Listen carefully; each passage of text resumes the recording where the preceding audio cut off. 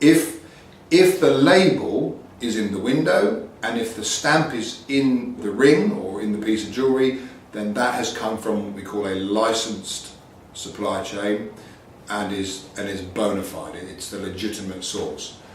So the consumer knows that's the guarantee, and the guarantee on the label is linked to the standard and the independent certification at source. And all the people in the middle of the supply chain, they are all audited.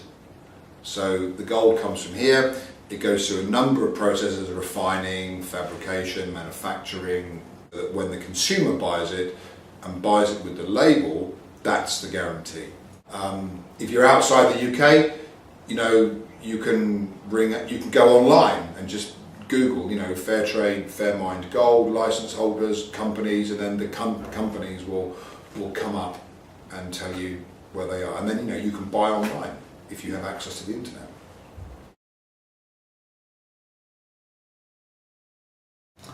They can insist right to companies, right to right to the Minister for Mines in their particular country, and they need to insist that the government passes legislation for large-scale miners particularly to be 100% transparent and traceable in their supply chains.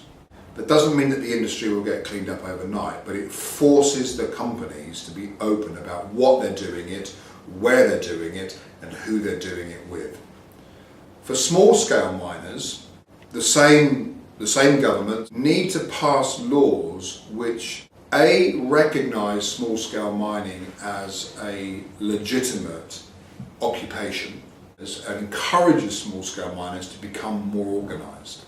And I would certainly be wanting to see governments looking very carefully at the Fairtrade Fairmined standard and looking to adopt that into the national legislation of their country. It needs to be said, mining and jewellery is a very complicated industry, and it's very, very difficult to understand. I mean, I've been doing this now for over 15 years and I'm still confused by it.